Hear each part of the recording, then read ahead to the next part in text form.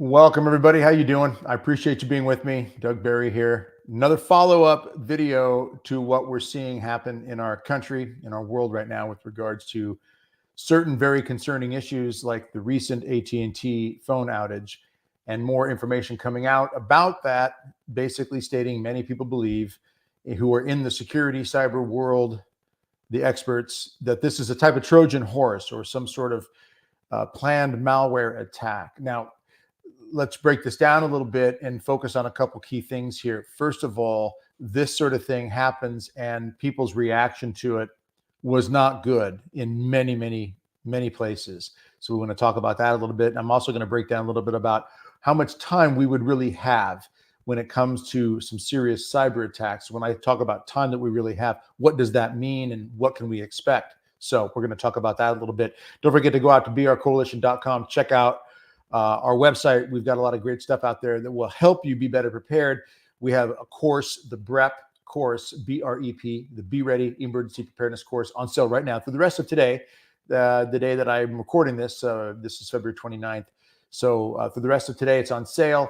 And with it also is a free EDC kit. Now, what it is, a little bag, and it kind of gets you started. There's a few items you're going to have in here: water filter and a multi-purpose tool, which is absolutely essential to get us on the right track when it comes to a crisis situation. Go to brcoalition.com. Check it out. It's a great opportunity, especially right now with everything that we see happening in the world. Now, that being said, let's talk a little bit about what happened when we had this outage. Now, we hear the reports that AT&T and T-Mobile and Verizon, those were the three main ones that were hit, that we had these outages in different parts of the country. Some say tens of thousands. Some experts believe it was probably closer to hundreds of thousands of people that were seriously affected by this. Businesses were affected. Businesses couldn't do business, without their phone lines up and running. 911 calls could not be made in many areas. Some of the different locations, the authorities were coming out and telling people how they needed to deal with that if they could not make a 911 call. You wake up in the morning and your phone is done. It's down. Not only can you not call your family, your friends, you can't even call into work maybe and explain, I don't think I'm going to get there on time because I don't know how to get there without my GPS. And yes, that is something that happened as well. There were many people who said they could not even get to work. They live in big cities. They're used to using their GPS.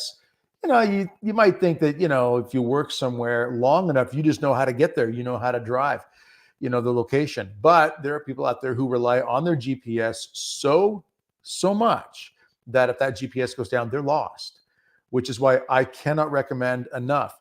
I'm adamant about this, that you have a paper map in your vehicle at all times. In fact, when I travel, this is the bag that I will travel when I fly, on airplanes. I'm going out there to conferences and different events where I speak. There's an atlas in here of the United States of America. All right. So if I get in a situation where GPS goes down, I've got a paper map, an atlas that I can get started with. I also have another one in my vehicle. This is something that is worth the investment. I cannot encourage that enough. This cell phone outage is a great example of what will happen on a grander and more complicated scale if we have a more serious cyber attack. If you are someone, and there are many people out there who are not paying attention to the details of this, if you are someone who is not following this or does not think this is serious enough to pay that much attention to, I highly encourage you to change your way of thinking. And I say this with all due respect. We have to be processing in our minds what this can look like based on even what we saw with the AT&T outages. We saw people who began to panic. GPS went down, they couldn't get to work. There's a video of a young lady out there, and I saw just a handful of videos. She's crying. She filmed herself crying. Now, some say, well, maybe this isn't a real video. Maybe she's just looking for clicks on the internet. That's possible. But she's a young lady, probably in her 20s, early 20s, and she's crying as she goes to a drive-through and complains in tears that she has no GPS and she's lost. Now, there were many people, again, who said that they could not even get to work on time because they couldn't get through the cities. There are people, again, their businesses were down. But what we really saw that was very concerning, when videos of people who went to AT&T stores, for example, and other phone stores, basically where their provider was. And if their provider was on AT&T Tower, my phone, by the way, was on an AT&T. I got AT&T connected through my phone plan, which is Patriot Mobile. But I had problems for a short time as well. All right. Some of these people went to their offices and their stores and were literally pounding on the windows in some cases. And when employees came out, they were complaining in anger over the fact that their phone service was disrupted. AT&T employees are saying, look, there's nothing we can do about this. It's a national outage. We're working on it. They're working on it at that level. And the response from one person was, that doesn't matter. You're a national company. You should be able to fix that here. Another employee was told, this is your fault. You have to fix this right now. And he said, there's nothing I can do. I had nothing to do with this. Doesn't matter. Fix it right now. They were demanding their phone service back immediately. This is an indication, and I want you to think about this, what goes on inside the head of someone when they're panicking. And this was only several hours into this outage. Imagine if this goes on longer. All right. Again, I really want to encourage you to consider what steps you have taken to prepare. And if you haven't taken any steps to prepare, start today with basic steps such as water, food, shelter, get some extra medical, understand what you would do for defense, build community, understand mobility, these types of things. We offer all of this in our Be Ready Emergency Preparedness course. Again, at the time I record this, February 29th, this is still on sale. Go out to brcoalition.com. And even if you missed the sale, I really recommend you look into getting this course. And with this right now, during the sale for the rest of today, at least on the 29th, you will get a free EDC kit. It's a simple kit like this, and it's got a water filter, a Sawyer mini water filter in it, and a mini multi-tool. Two great tools that are necessary because we're going to need clean water, and we need to have even basic tools to help us get through basic situations. A lot of people, again, are not thinking about this. As many people as I run into and talk to about these things, I can tell you that there are good, faithful, God-loving, God-fearing people out there who simply are going to trust God and not take the steps necessary to be better prepared. It's a real danger, especially when we will be confronted with people who are essentially godless. And what I mean by godless is they might believe in God, but they don't do anything to develop a prayer life. They don't do anything to develop not only their spiritual life, but their mental and emotional stability as well. If we don't take care of our physical health, our mental, emotional, spiritual development and growth and stamina and perseverance and tenacity and endurance, all those words that speak to being able to withstand trial and struggle and challenges, if we don't develop that skill, that stick-to-itiveness, if you will, that's something inside this says, I'm not going to give in and panic and break down in desperation. If we don't work on that, we are more inclined to break down in desperation when things get rough. When we talk about having only 72 hours, it is a fact based on military personnel who've studied this when it comes to a war crisis situation anywhere on the globe, or FEMA. And I talked to an expert who used to work for FEMA, made it very clear. You will have 48 to 72 hours roughly in any scenario if grid or communications, water treatment plants, food supply like grocery stores, these types of things, if they go down, and we see a domino effect of these problems, as we've seen all these glitches here and there that are showing us they can happen. If these things go down, you have about 48 to 72 hours before the average human being begins to panic. And when panic sets in, again, for people especially who are apart from God, they don't spend time developing a prayer life, they don't take care of even their physical health very much, mental health, emotional health. If they're not taking care of those things, it's very easy to let that panic set in and start to do things that become irrational, unjust, even sinful, in desperation and fear. And it's very easy to start justifying even violence because we need to eat, we need to get food for our family, we need to take care of this or that. This is going to be a problem. It shows itself a problem every single time in situations and societies where you see a natural disaster hit, when they know that no one's coming to help. FEMA can't get in there, National Guard can't get in there, Red Cross can't get in there. This happens in war-torn areas, you name it, people begin to lose hope.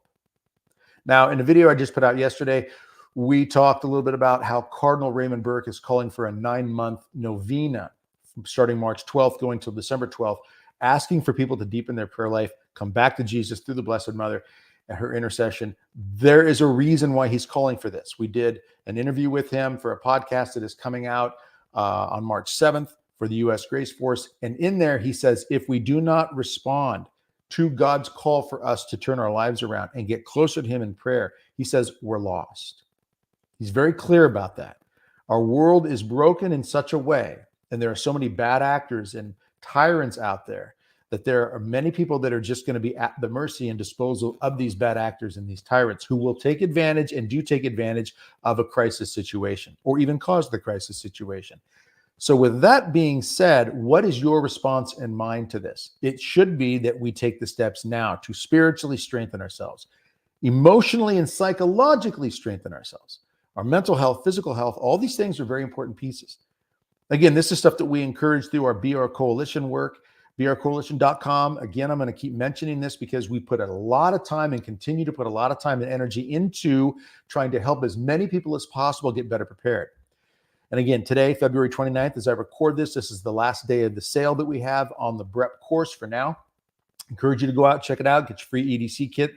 It's a starter pack like this that gets you going with the water filter in it and a multi-tool. Good basic things to get the ball rolling. Why is that important sometimes to have something tangible in your hand as a starting, as a point of starting? This is because a lot of us have a hard time knowing where to begin. And the BREP course, the Be Ready Emergency Preparedness course at brcoalition.com is a great way to get you pointed the right direction. If you don't buy the course, fine, but go out and do something today to get better prepared. There are some people who will say, well, but I don't have any money for it. I'm fixed income. I get that. If it's tough for you, we do have payment plan. You can find that at brcoalition.com, payment plan for the course. But at the very least, go to our BR Coalition YouTube channel, which this video is up on as well, and get whatever information you can off of that. And there are other channels out there that have good information too. The great thing about the BREP course that we offer is we've done the work. We have put things together based on hours and hours and hours of research and reviews and put it all together to give you quick access with links to items and things that will help you get better prepared so that in a crisis, we don't fall into that area of panic. For example, very simple. What did we see with the AT&T outage?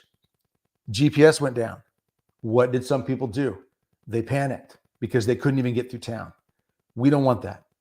One of the number one things I want to encourage you to remember is this is not about getting anxious. We should try to do everything we can, and the better prepared we are spiritually and naturally, the less likely we are to get anxious. Anxiety is going to undermine us and can cause societal panic and wreak havoc. As the head of the FBI recently said at I think it was a congressional hearing, he's talking about what China wants to cause in America: societal panic and wreak havoc through cyber warfare. These cyber attacks that we're hearing about regularly, this is all an effort to find out how we respond to this stuff. Our response should be an urgent response, but a peaceful one. Now that happens when we're trained and when we have an idea what we're going to do.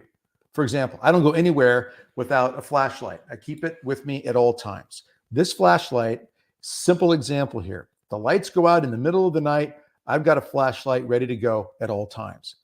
What that is an example that one simple thing like a flashlight in the dark can bring hope. It's actually a plan of action in the face of a crisis of all of a sudden a power outage. Having a flashlight gives me an opportunity to see where I'm going, and it can help other people as well. It's a sign of hope. It brings light in the darkness. Okay, there's truth to that spiritually as well. But what I'm saying is I have to think enough ahead to get the flashlight, find a good flashlight. This is made by a company called Olight. I like Olight, and I also like Streamlight, two great companies. I have flashlights from both those companies, multiple flashlights. I'm a big believer in having backup on certain things like power, lights, heat, food, water, shelter, medical, defensive measures. Those are the 5 key things we teach, by the way, in the BREP course at brcoalition.com, is how to prepare with food, water, shelter, medical, and defense. Now that shelter aspect, what would fall under that is something as simple as how do we get across town to shelter if there's something like an outage where you don't have GPS? Thus, the idea of having a map on hand. knowing your roads, knowing your back roads in case you should avoid going through the middle of a town because people are panicking at times. Now, we've seen these examples with riots that have broken out in the streets of America, the threats that we've heard, protests that create all kinds of chaos and havoc when you've got groups like Antifa out there and others who have, destroyed vehicles at an intersection by throwing bricks and stones and such at them. We know these things can happen. We need to be prepared enough to not give in to the desperation and the fear. So when we see these things, such as a power outage, or a cell phone outage, that could easily be a power outage. That could be a problem with the banks. That could be a problem with healthcare. United Health is one of the biggest companies in the United States.